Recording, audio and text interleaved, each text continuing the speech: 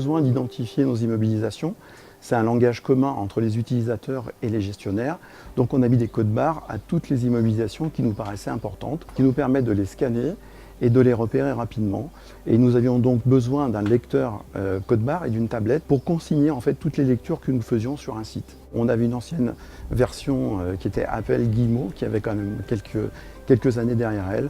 Et on a opté pour la dernière version de Sage Immobilisation. Nous sommes partis sur cette nouvelle version parce qu'elle a apporté vraiment des gains en termes de dématérialisation, de digital, notamment sur la partie inventaire, où on a pu mettre en place effectivement des tablettes qui ont permis de faire un inventaire beaucoup plus efficace et avec une fréquence plus élevée. Sage Immo reprend toutes les fonctionnalités de la belle entreprise qu'elle apporte en plus, donc c'est le digital. Pour moi, l'évolution la plus importante qu'il y a eu, c'est le fait de ne plus devoir saisir le montant des immobilisations à la main. Auparavant, nous avions besoin de la facture, du montant, de l'analytique, etc. Aujourd'hui, nous avons juste besoin du numéro de facture. Cela remonte automatiquement dans notre logiciel Sage Immo.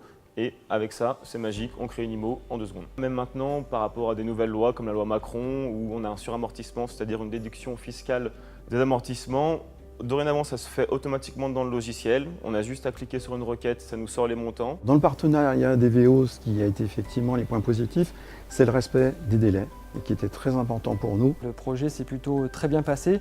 Il faut savoir qu'un intégrateur qui rend des jours en fin de projet, c'est quand même assez rare. Et puis, c'est aussi l'ambiance entre les équipes où on a trouvé des gens qui ont travaillé, qui ont donné le meilleur d'eux-mêmes. Le premier défi, c'est que effectivement, l'organisation du service en charge de la gestion des immobilisations a profité de ce projet pour remettre à plat un certain nombre de ses process opérationnels dans la gestion du cycle de vie des immobilisations. Le deuxième défi, on est effectivement sur un dossier important en volume, où il y avait tout un volet de migration technique, il ne faut pas l'oublier. Et le souhait de Boiron, effectivement, c'était de ne pas perdre l'historique de ces données. On parle de plus de 50 000 fiches de biens. Pour nous, ce qui était important, c'était un bon produit et un bon intégrateur. On a effectivement des résultats largement au-delà de ce que l'on attendait en termes de rapidité et de fiabilité et de traçabilité.